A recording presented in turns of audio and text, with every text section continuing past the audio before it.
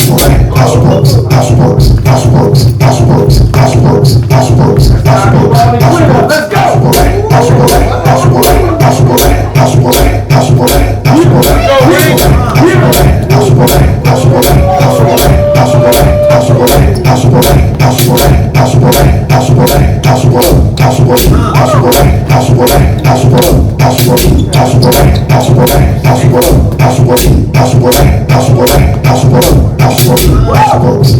That's Weezy, baby. West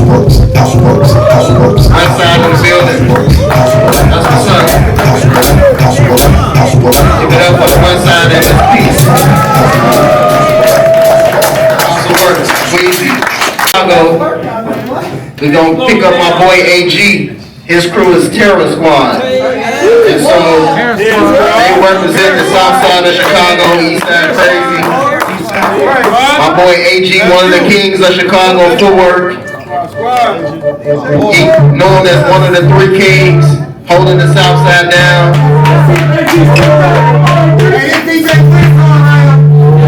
We got Corey right here.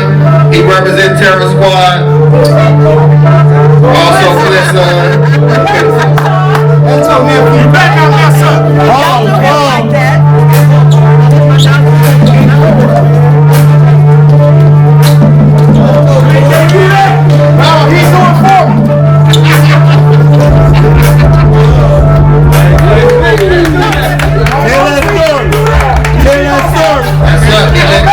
Give it up for him. He's one of the youngest in the crew. There we go, King AG. Produced by AG.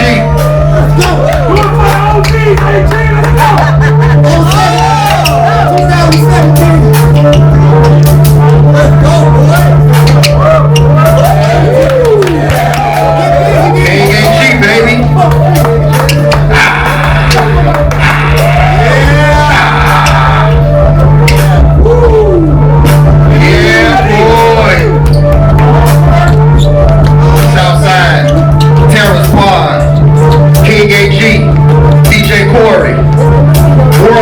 Produced by AG. See, we do the music, we do the dance, it's all in the struggle. Chicago footwork. Good stuff, good stuff. Give it up to people that they lost. So this is a memory track for them, but Prince J. Ron represents South Suburbs, Chicago Heights, Havoc in the Sky, DJ Solo. Let's go. West. Havoc in the sky, for life, havoc for life, havoc for life, havoc for life, havoc for life, havoc for life, havoc for life, havoc for life, havoc for life, havoc for life, havoc for life, havoc for life, havoc for life, havoc in the sky, havoc in the sky, havoc for life, havoc for life, havoc for life, havoc for life, havoc for life, havoc for life, havoc for life, havoc for life, havoc for life, havoc for life, havoc for life, havoc for life, havoc for life, havoc in the sky, havoc in the sky. One of the three kings, baby. Prince J. Ron.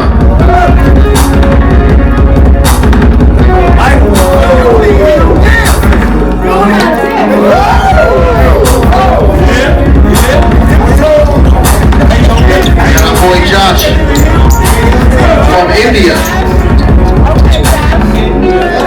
All the way from to Chicago. He loved footwork that much, he came all the way and moved over this way.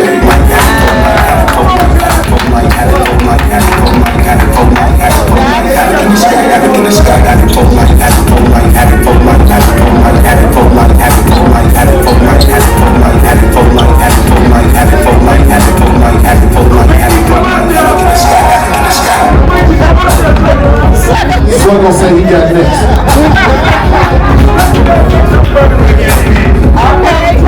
That's what's up. Havoc in the sky, baby. Rest in peace. Havoc, Prince J. Ron, Josh.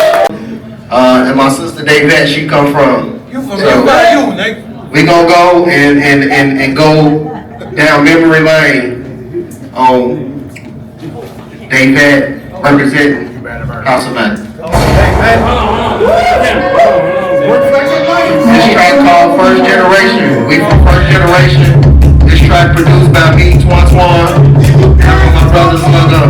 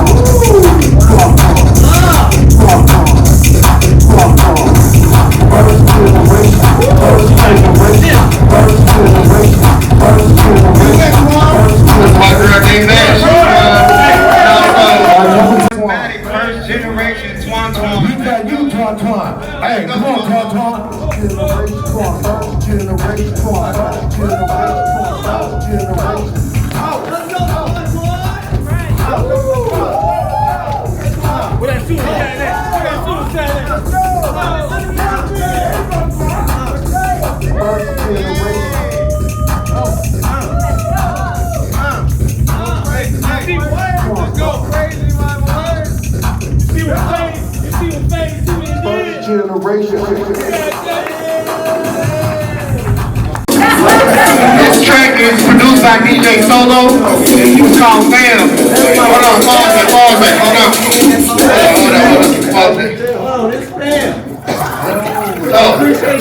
Chicago, August is deemed Chicago Forward Appreciation Month by the city of Chicago and all of Cook County.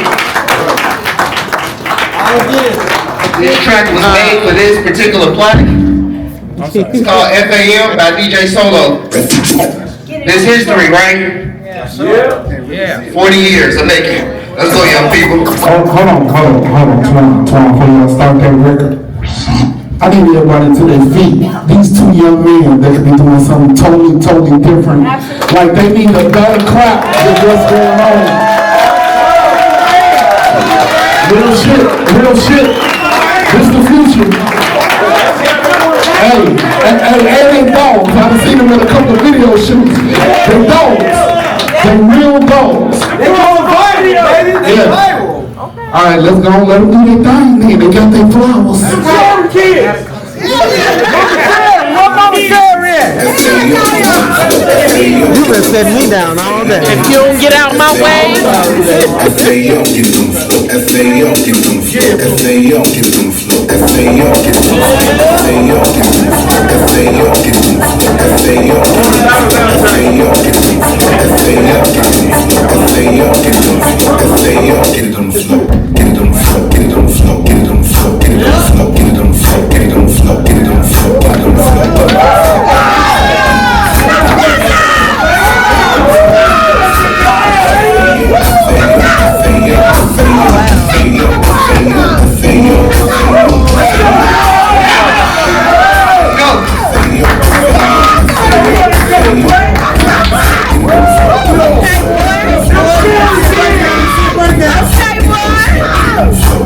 Let me see.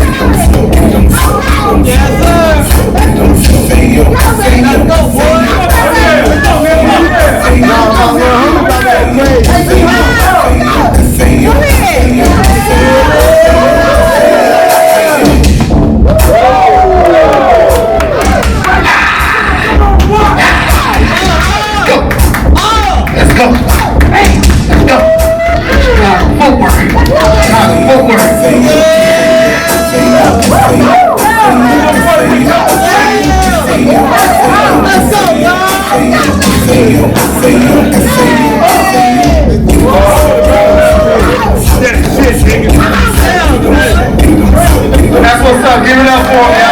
They tore yours off. So this is to the entire panel, right? Coming up, people taught you things. How have you paid it forward? You don't understand? Give it back. I can tell you how I paid it for. You understand what I'm saying? Say it again.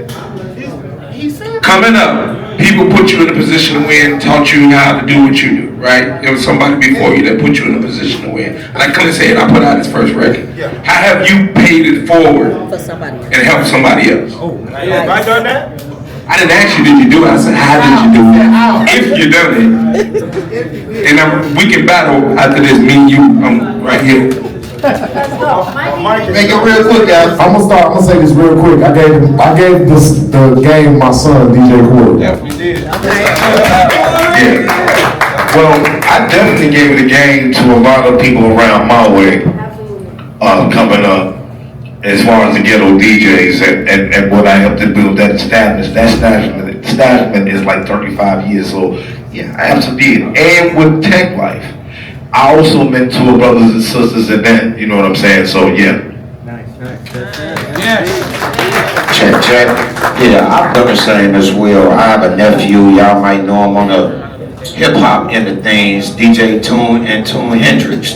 That's my nephew. He seen me the whole way. I showed him a whole lot, but you know, back then it was turntables. Everything is digital now. So, but he got a lot of points from that. And as far as me, giving it back, comparing it forward, I'm working with a lot of newer artists and also allowing them to doing collabs and also allowing them to get access to things that they can't get access to, whether it's other artists, other bigger managers. So that is my way of paying it forward. Okay, one more question from the audience.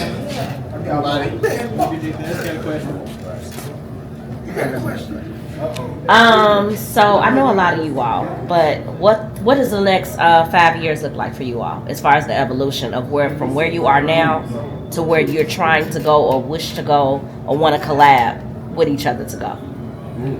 Good question. Right. Oh no!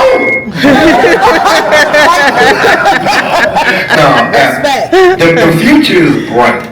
For what you just seen right here, the last page, that's evolution of what Corey? Corey, where you at?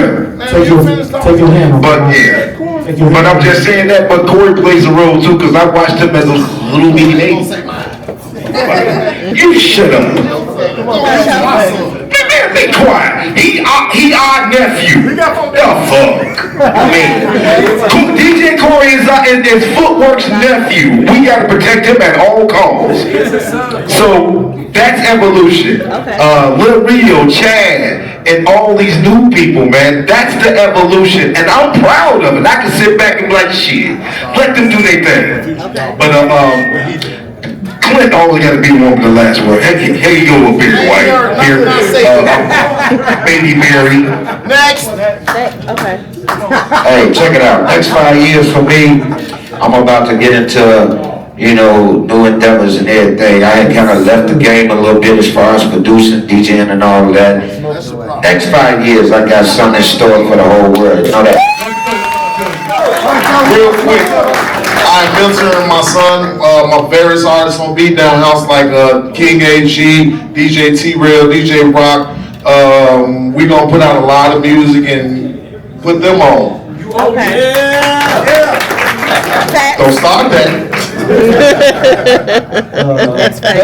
That's a very interesting question. In my eyesight, a lot of fun. Okay. But it's also, what that fun looks like is like Clent's son, Corey, right? Yeah. And making sure that we are the ecosystem to those coming up behind us, because that's the only way that this thing is going to continue to keep moving and doing this thing. So that's for the next 5 years. Okay. It looks like to me. And the future look good. Don't it look good? Look up. Hey, so real quick, I got a question. So Ghetto House started at 135 BPM, 130, 135. Then it evolved over to 145, 150. My question is for Clent, because I blame him for speeding up the tracks from 150 to 160. So I want to know why or what made you speed up tracks from 150 to 160. And I also want to know from Puncho, once you seen that and tracks and Phats, once you seen the BPM evolve to 160, how did you feel about it? Okay, so I'm gonna make this very quick. I was at a West Side party with West Side DJ West Side TraxMan. I said, shut up. Who gave him a cup walk? The man he was talking to you. Come on, we on timetable. Come on, we on timetable, bro. All right, so anyway, real quick. I saw this man DJing, Main Attraction came in, told TraxMan to put the record on 45. I heard the record, I watched them dance, the tracks was faster, but everything sounded like chipmunks and the bass wasn't hitting. So I decided to go home and make 160. That's why. Okay, before we end it out, we just want to thank everybody for coming out. We're just trying to put awareness on our culture. We're trying to put awareness on a world stage. We're trying to make sure that the people that make the music, the people who are dancing, who's creating the dancing, we want to make sure that they're being treated equally when it comes to world festivals across the world, and making sure that everybody get their work and get paid correctly, that they're being shown, and that when you go to these festivals that you hear our music, but you don't see our faces. So we want to make sure that you see our faces, the people who make the music, and the dancers who make the dances that's behind the music. So we want to make sure that everybody get represented the proper way, how it should be across the world. Because they do it in hip hop. Hey, we do some breakdances. Hey, Pierre, wherever you at, man, we the Juke Ghetto House footwork community, we want to say thank you too, because we still use acid in those tracks. All right, I just want to, I gotta say something that's really important to everybody in the room. We all listen to music. We've been on YouTube, we've been on SoundCloud, right? If you are a producer or upcoming producer or a DJ, stop taking our damn music and making your own thing to it. It's easy to reach out to anybody on this panel, anybody that's not in this room, and it's real simple. Hey, I like your song, I made a demo, or I made this, can I use it, or what can we do? I watched last night at 2:45 a.m., I watched somebody make a track to a producer / DJ, and the first thing I sent this person was, hey, the track sounds dope. I hope you do the right thing and do the right licensing. That means reach out to the artist, the person who made that record. Because what'll happen now, we're older, right? We'll take it down and we'll put it out ourselves. And we're gonna piss you off like you pissed us off. It's really simple. I don't care if it's the bang skeet or whatever sample, you know you didn't make the record, you didn't come up with the sample. Reach out to us, it's real simple. And if it's a friend of yours, tell them, like, we not that hard over. I've listened to so many of my peers' records and I have to tell them, like, hey, reach out to Clent and so on, that's all. So real quick, because we really pressed for time, I'm going to say something, then I'm going to pass the mic.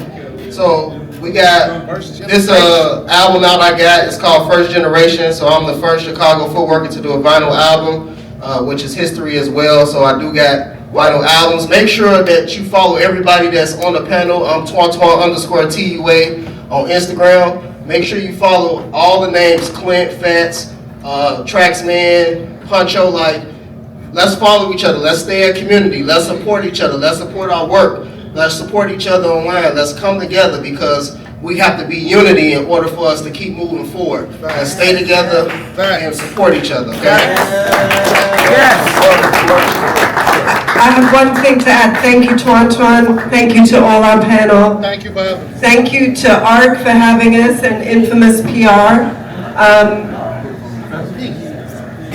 So the reason we're here today is because Infamous PR reached out to Andrew and Viva Acid and said, hey, we have the opportunity to do these panels and we know this is important. We know this part of the culture is important. We want to give this opportunity. They could have picked anybody.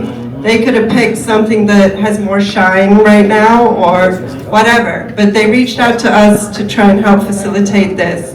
So they did their part. We're trying to do something. All these people here are trying to do something. You just heard Phats say, you know, if you are gonna take our samples, reach out to us. That's something that producers can do. I want to challenge each one of you to maybe take out your phones right now and write down one thing that you can do when you leave here. Because we all get inspired. We come to these panels and it's like, yes, hallelujah, that was awesome. And then you go home, and all of us, it happens to, we have our kids and our jobs and 12 text messages, and it's like the inspiration fades and we go back to our lives. So what's one thing that you can do when you leave here to continue supporting the culture, shining a light, carrying the message forward? Take your phones out. Write it down. Thank you. Thanks so much, everyone. That was dope. I want to be definitely one of the people that do that, you know, and they get a lot of flack from it, you know what I'm saying? They're putting me on the Chicago house music stage, opened up a lot of doors for me, and before they put me up there, they got a lot of flack about me finna be on there, because, of course, I play profanity, but I didn't play profanity that day. I don't think I did. All you had to do was that. All you did, you play Sexy Red, though. I was there. Damn, that's crazy. That's crazy. He just ratted me out in front of everybody. But man, shouts out to Viva Asset, and y'all need to, like, I know everybody in the room not following them. Y'all need to follow them because I love Andrew, I love Fortune, I love Lewis, who's not here, because they put me in a position to win.